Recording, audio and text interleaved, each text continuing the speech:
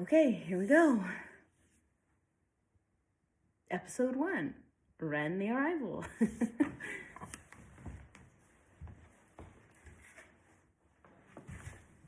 Okay.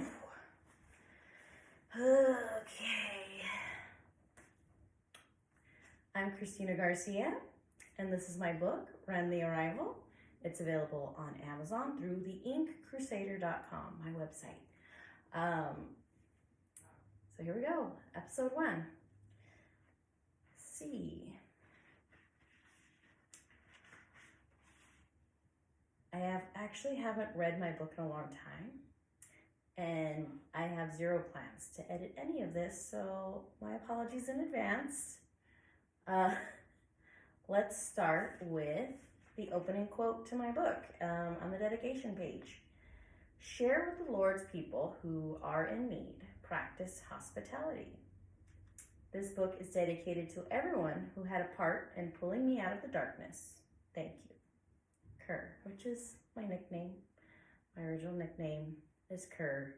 Now I go by Tina, by some people. Otherwise, it was always Chris for my dad. I call this book my fiction memoir. I used real life stories to inspire this book. So here we go. Chapter 1, The Arrival. November 1, 1888. It was a beautiful morning in Puebla, Mexico, when Julia Reyes stirred to awaken from sleep in her bed, alone in her room. As she sat up, her feet touched the wooden floor before finding her sandals, nearby with her toes. Her right hand moved from the bed sheets to her stomach, just below her belly button. Her eyes not yet open as she touched her stomach, she remained stuck in thought about the dream she just had and knowing it was not the reality she was currently living. In her dream, she was a mother, a beautiful baby girl with a bounty of brown hair on her head, round brown eyes, and a round chubby face with squeezable cheeks was in her arms. 10 fingers and 10 toes and probably close to 10 pounds of pure love filled her arms and her heart with joy. A dream of a daughter she longed to have, she just spent the last 8 hours having and didn't want it to end as she kept her eyes closed. As Julia savored that last vision of a daughter, her eyes slowly opened, slightly watering from the emotions she felt, both joy and sadness. So a quick note. In Espanol, her name would be Julia Reyes, but since I am a 4th or 5th generation Mexican American, I don't always use an accent. It was kind of frowned upon for the generations of my family that lived here in America before me, where it was not good to let people know that you spoke another language or that you had an accent and so that you had to speak clearly. So I don't always use the accent. I had to learn Spanish in high school. Otherwise, the Spanish slang that my grandparents used before me. So I might go back and forth, and I apologize. It was just a dream, she reminded herself. This panza right here feeds only you right now, she joked as she looked down and grabbed it with 2 hands and gently shook it. She looked down at her feet as she sat up on the edge of her bed and took a deep breath before standing up into her sandals. She never liked the feeling of bare floors of her house, no matter how often they were cleaned. As she stood, she turned to face her empty bed and reminded herself, Javi will be home today. Let's get to work. It's going to be a busy day at the shop, and you're short-handed, especially with the festivities in town. This was her attempt to motivate and distract her thoughts from her dream. Javier was her husband of 5 years now, and was away on one of his trips overseas. It had been 5 years of joy, growing together, and of course, sorrow. Though they had successful growing businesses together, they had not yet been blessed with a growing family. Pregnancy did not come easy for them, and it was just this past summer they had experienced a miscarriage after years of nothing. It was a heartbreaking experience after euphoria filled their souls when they found out they were finally expecting. It was something neither of them would have been able to cope with if it had not been for the comfort of their family and undying faith that their dream of becoming parents would still come when the time was right. But when would that be? Was the thought always in the back of their mind. Julia and Javier both came from decent-sized families. Javier was the oldest of 4 sons, and Julia, the second oldest of 5 brothers and sisters. But Julia was soon turning 33, and her husband was 4 years older. They felt like time was getting short, and the gentle nagging from Julia's live-in mother-in-law for grandchildren wasn't helping. But as long as she kept nagging, strangely, it kept hope alive that at least this parent believed it would still happen for them. This was the upside, they would tell each other with a hint of sarcasm. It's not like we're not trying, as Javier's go-to answer for his mother, Maria.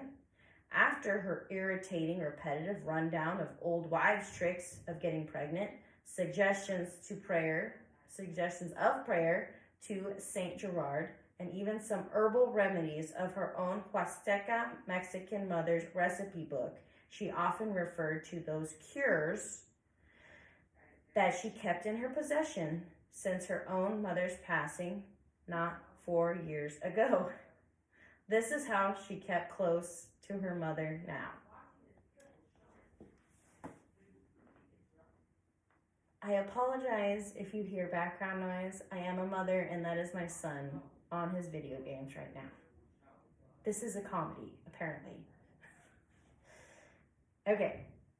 Mama Happy knows, mijo. She was a healer in her village, remember? She could fix anything. You don't become known as a healer if you don't heal, Maria would reply, often while shaking her mother's book in his direction. Javier would just turn to walk away, rolling his eyes so his mother wouldn't see. On the other hand, Javier was traveling often too, so that didn't help their situation for those windows of opportunity. At least he was able to escape his mother's lingering request for those grandbabies. Julia didn't travel with Javier often, for the most part. Mama Maria did her best to hold her tongue when it came to Julia's infertile situation. Maria would be supportive in helping care for Julia like a daughter, who was always staying behind to keep things running at their shop in the plaza and Little Posada, as they nicknamed their home. A posada is a hotel. Regardless, there was no lack of love or intimacy between Julia and Javier. A baby was just not an appearing byproduct of that union.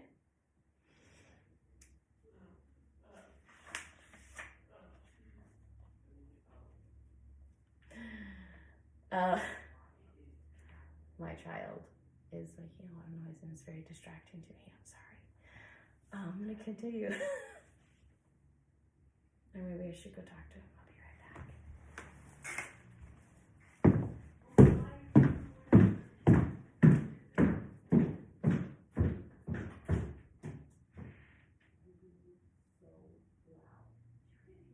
Yes, this house.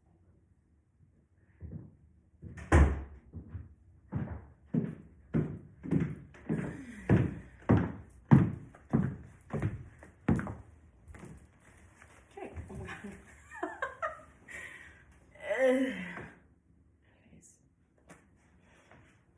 Let's continue.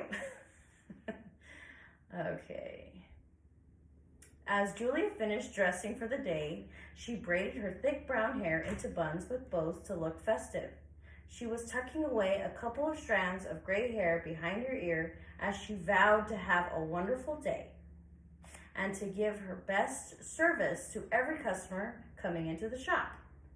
Surely they would be excited to celebrate this day of remembrance, Dia de los Muertos. She took a quick glance at a small mirror on the wall, smiled, and grabbed her bag as she exited her room. Julia followed the hall to the large central kitchen, where Maria was already busy cooking away, usually. Though they called the home a little posada, it was actually had many rooms and belonged to the King of Spain before losing the territory in the war. In its most basic description, it was more like a hotel, gifted to Javier's grandma on his father's side. The family did their best to make use of the property by filling it with family and extended family over the years. Once it seemed that the family's growth was slowing, followed by some even moving away, it made sense to use it as a hotel for travelers instead. And it did benefit the family financially. Julia enjoyed having guests. It was their presence in the halls, dining rooms, and patios that eased the thought of loneliness that would try to fill her mind.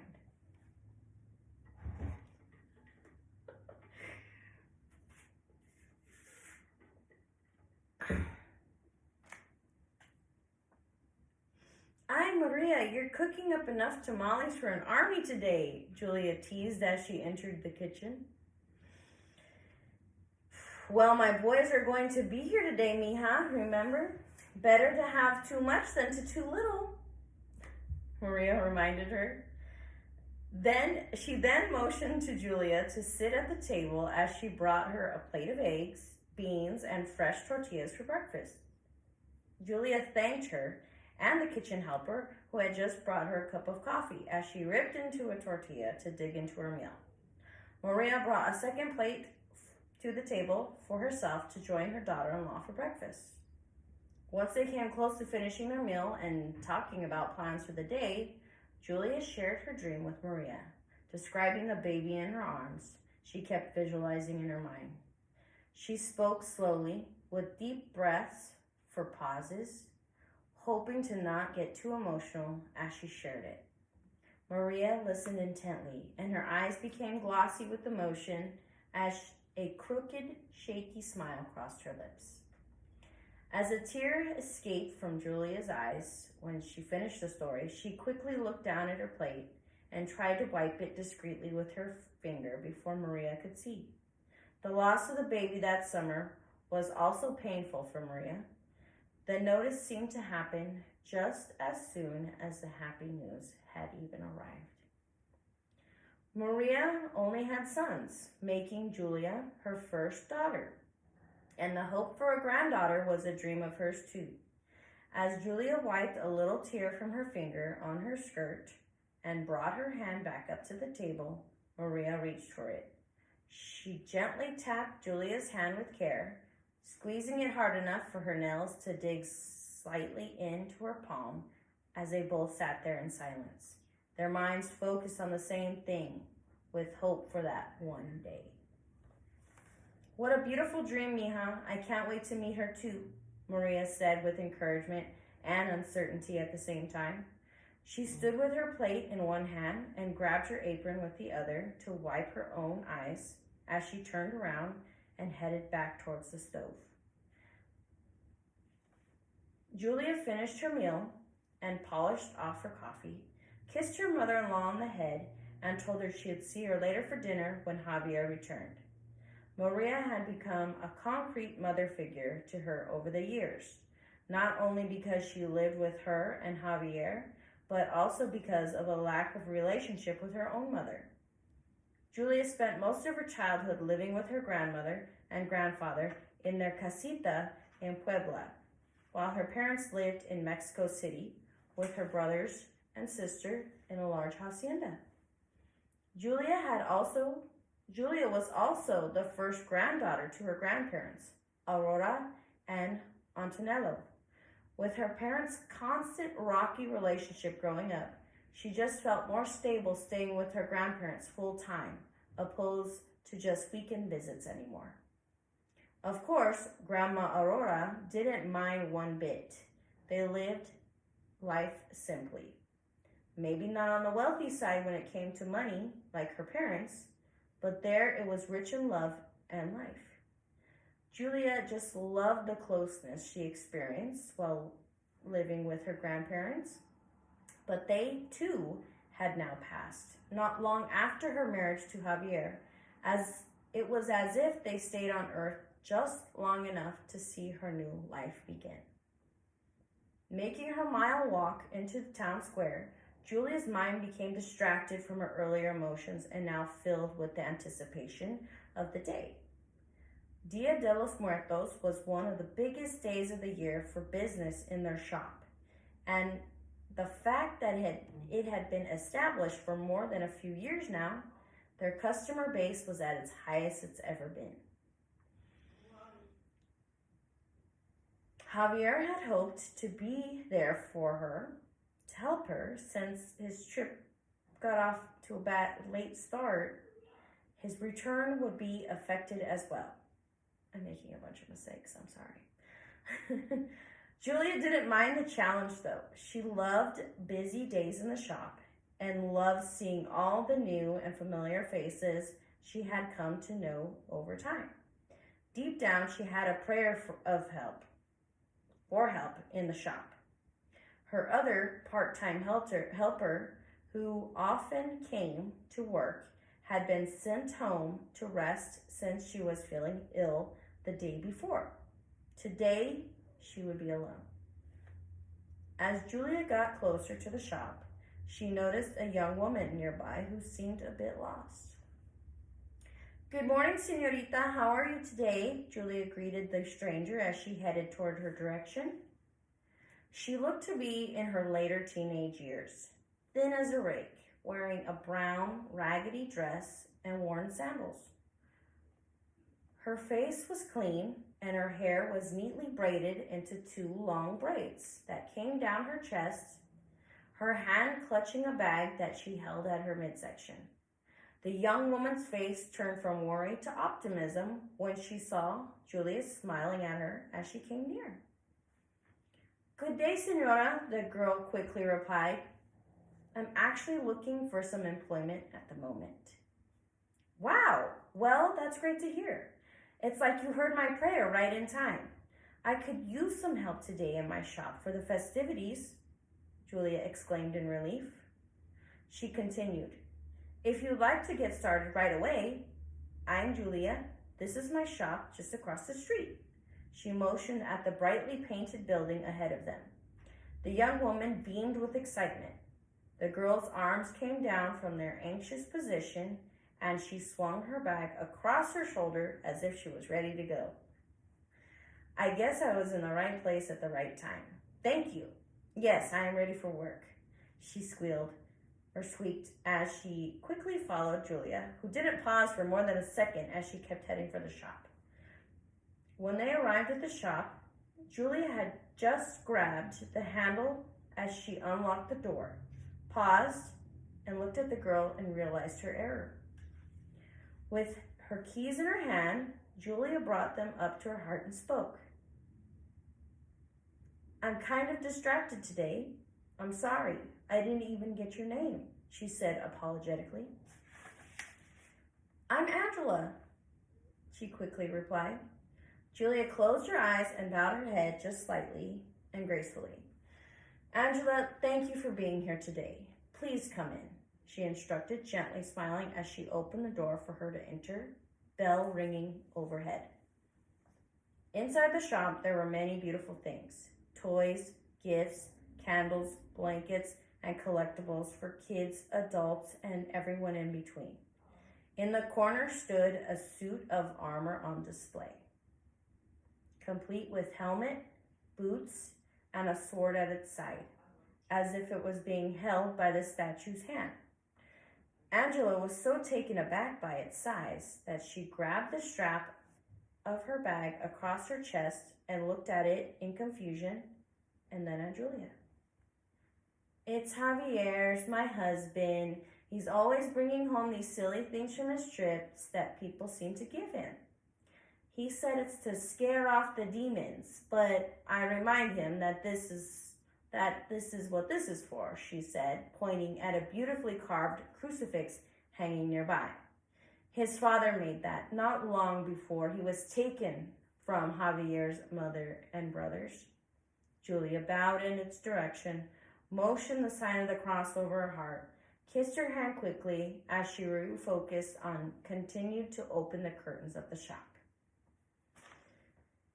As the day progressed, Angela was quiet for the most part.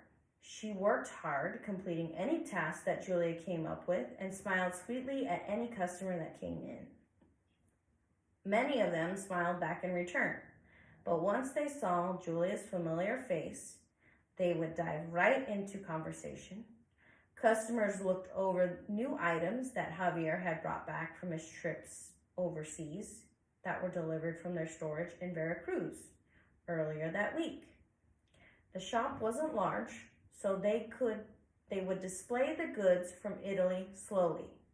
It was important to not take up too much space for the locally made items in their store, sold from various crafters and artisans in their home country. Javier and Julia had been so blessed in finances from their family's rich history in Puebla that growing the community in support of the sales for the locals was their biggest priority.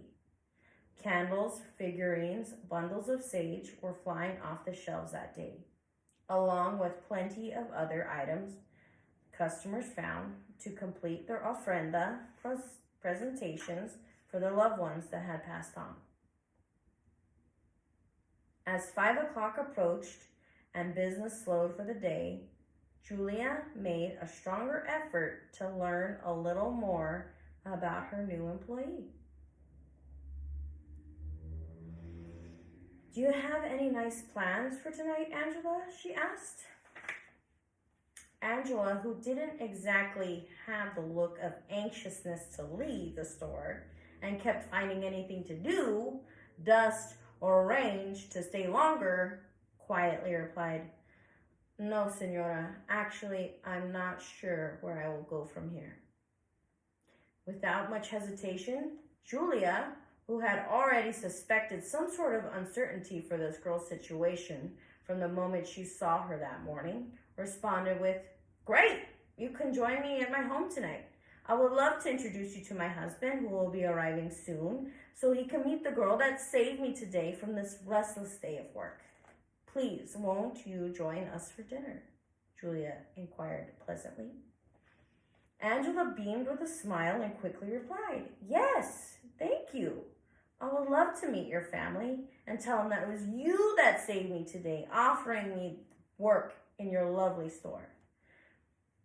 Julia laughed and shook her head as she headed for the broom for a final sweep of the store. Angela closed the curtains and grabbed her bag that she had placed behind the counter that morning, stopping to look at the painting that hung on the wall. A massive tree with sprawling branches, green leaves, and the sunlight in glittering gold paint peeking from behind it was framed in a dark wood. She seemed to get lost in the art when Julia came beside her. "I painted that before Javier, of course," Julia shared. "It was a tree that was not too far from my grandparents' house where I grew up. I loved climbing trees there as a girl, and the trees were the first thing I learned to draw from my grandfather after he taught me to climb them," she laughed. "Painting is something I do for fun when I'm alone sometimes. When I'm here, I look at the tree and get lost in memories of me and my grandparents together," she finished with a smile. She then held out a bundle of folded up cash and motioned for Angela to take it. Angela smiled, carefully took money from Angela's hand and put it in her bag. Together, they left the shop and headed for Julia's home. By this time, the plaza was bustling with activities. Families gathered to watch the performers and musicians. Laughter and greetings between family and friends were everywhere you looked.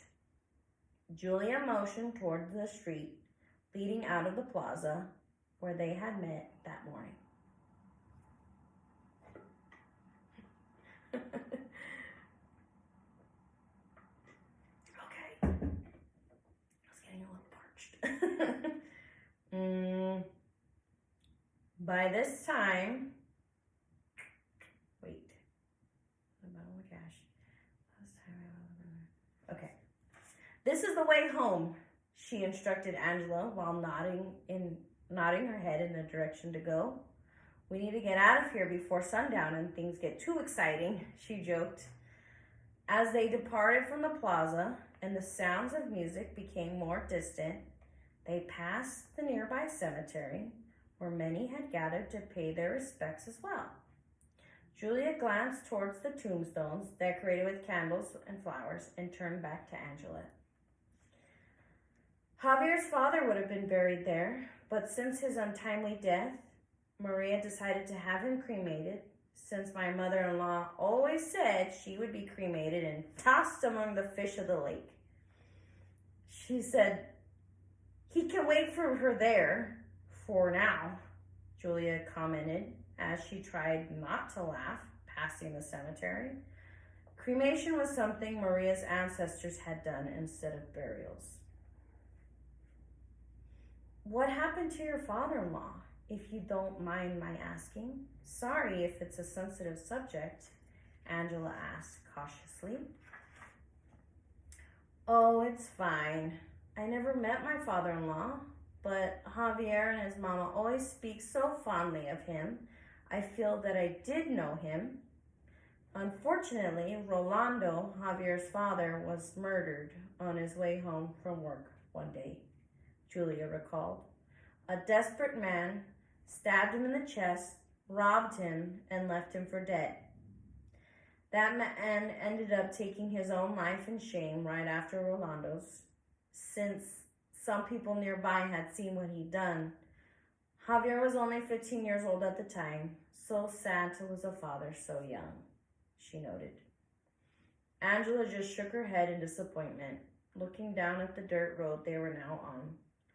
As she looked up ahead, she could see a large hacienda they were approaching with a sign nearby that said, "Casa de los Reyes." Julia stopped and turned to Angela and warned, "Probably best to not bring up Rolando at dinner until they do. I can be a little bit of an oversharer, and my husband is more of the private type," she said with a nervous laugh. Angela gently smiled and nodded, of course. At the front of the house, Javier's horse and carriage were being led away by one of the groundskeepers of the posada. The front door was still ajar, undoubtedly by Javier, who must have just walked in.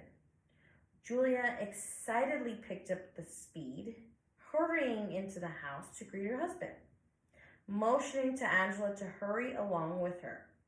As she entered the front room, Javier had just finished an embrace with his mother as he set down one of his bags. Hearing footsteps coming in the door, he turned towards Julia and smiled upon seeing her face. They headed for each other with open arms, with one arm at Julia's waist and the other behind her neck, pulling her close. He lovingly kissed his wife as she gripped his brawny arms and pulled him close as well. As one of sorry. I'm weird. Okay, I'm just weird. And I have this thing where I get weirded out to hear about people kissing. I don't know why. I'm weird, okay? So that's why I'm laughing. And I wrote this book. I know, it's ridiculous. Okay. After one long, passionate kiss, he rested his forehead on hers as they whispered how they missed each other. Angela then caught Javier's eye. Oh, a guest. Who is this, corazon? Javier inquired. Julia quickly adjusted her top that had crept up just as she embraced her husband, who was notably taller than she. Oh, Javier, this is Angela. She saved me at the shop today. Thank God. Letty was sick. She must have heard my prayer, she explained. Then she motioned and directed her husband to meet the young woman that stood before him. Javier reached out his hand as Angela held out her own. Angela, thank you for assisting my wife today. Looks like you were in the right place at the right time, he said, as he carefully shook her dainty hand. That's what she said this morning to me, Julia interjected. Nice to meet you, senor. Your wife has been a generous employer and host to me today. I thank you for allowing me into your home tonight, Angela shared as she bowed her head. The pleasure is ours, Angela. Welcome. Come in, please. Let us take your bag or something, Javier offered graciously as he looked around for a suitcase, assuming she'd stay the night as well. Oh, thank you, senor. I only have my small bag here.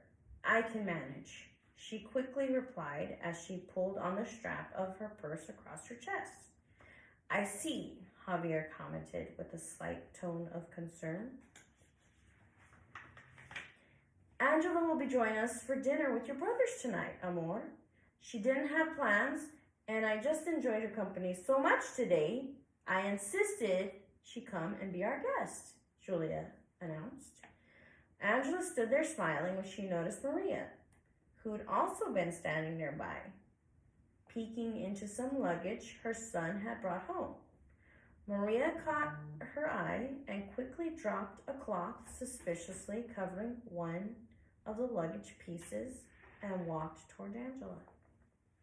Good evening, mija. I'm Maria, she said as she greeted Angela with a kiss on the cheek. I'm Javier's mama. Forgive my children for not introducing me. Come, let me show you to the kitchen and washroom so you can clean up for dinner. I'm sure my son needs to take a minute and get settled and cleaned up for dinner as well. Javier's brothers are in the dining room already. Let's go meet them, Maria instructed as she led Angela out of the entry room with a hand at her back, gently pushing her along. Julia just motioned in confirmation that Angela, who was looking back at her as she navigated down the hall, should go along with her mother-in-law and mouthed, I'll be right there. Julia just motioned, I'm reading it again. Okay. Julia, who also noticed Maria suspiciously looking at the luggage, started up. What did you bring home this time, Javier? Julia asked with a tone of irritation, motioning at the luggage piece covered in a cloth. Amor, it's a gift, he said nervously with a smile. A gift for who? Me? Or something someone gave you again, but you're saying it's for me? She gently interrogated as she picked up his coat from the chair with her eyes locked on his. Javier then picked up the cloth to reveal the item hidden underneath. A little wooden cage with a tiny brown bird bouncing along the perch inside. Light coming in from the setting sun outside through the still open door seemed to set tiny specks of gold and red color alive on the bird's feather like glitter and velvet. A bird, Javi? What is this? She asked when she approached the cage to get a closer look. A tiny smile broke across her lips and softened her face. Yes, it's a wren. It's a symbol of rebirth, he said optimistically, hoping Julia would quickly come around to accepting this gift. But yes, it was a gift to me, but I thought it was a sign for both of us when the woman told me its symbolic meaning, he added. Julia lifted the cage by the handle on top, bringing the wren closer to her eyes to speak to it. Hello, chica. You're so quiet. I wouldn't have guessed you were the one hiding in there. Did you have a long trip? Julia asked the wren as she now carried it away down the hall to their room. Javier picked up the rest of his bags and followed behind her. As the family gathered in the dining room later that night, it was as if they were the only ones in the house. Almost every guest had gone out for the festivities in the plaza for the evening, and the staff had also been excused to join their family as well. The 7 of them later moved outside to enjoy the large outdoor patio to finish their after-dinner coffee. In the distance were faint sounds of music coming from the plaza. Well, that's it for me, Thomas heaved as he stood taking his last drink of coffee. Tomas, I'm going to say it, Tomas, I do call him Tomas, I'm sorry. Tomas was the youngest of the brothers and had been eyeing Angela all night. He had finally grown restless, getting no reaction from her. With his countless passes, he tried to make it dinner. The twins, Arsenio and Adriano, took turns kicking their little brother under the table with every come on he attempted, but Angela was oblivious to it all. "Goodbye, Mama," he said as he kissed her on the head. "I told my friends I'd come down to the plaza tonight for the music, so I'm off."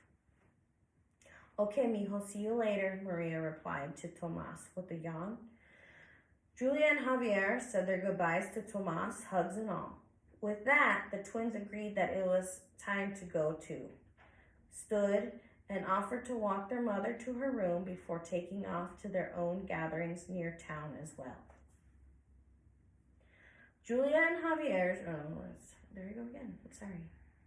As the family departed, Julia and Javier looked at each other in a sort of mental agreement. "Angela, shall we show you to your room for the night?" Julia proposed.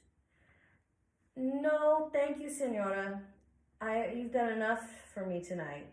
I should be going as well," Angela quickly replied. No, we insist. It is late and too dark for you to be walking home now. We won't be able to sleep tonight, not knowing if you got home safely. We have plenty of rooms here available to you," Javier interrupted. Angela then stood as she placed her cup on the plate on the side table by her chair. "No, really, I cannot stay, but I am thankful for your offer," she repeated as she looked at the couple seated in front of her.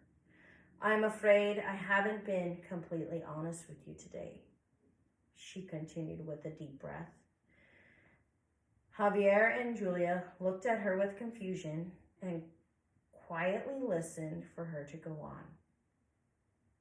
"You see, I don't actually live here in Puebla. I actually came a long way to see you both today to bring you a gift," she confessed.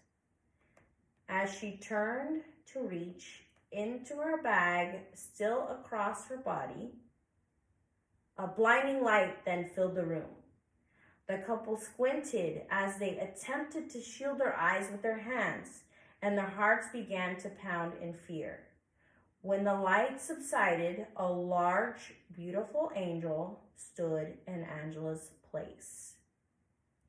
The angel, who resembled Angela with her long brown hair in braids and olive skin, was breathtaking and intimidating at the same time. She stood taller than Javier and was no longer the frail-looking teen Angela was.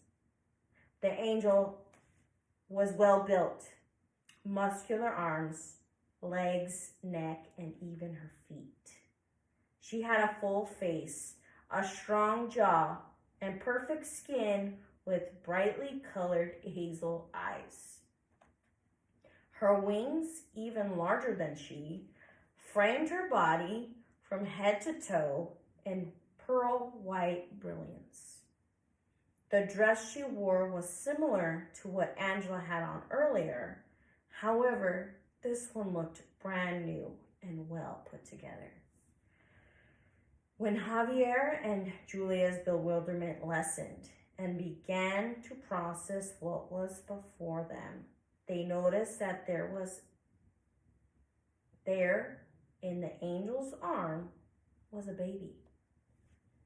She was dressed in white clothes with golden trim designs, round face, and squeezable cheeks.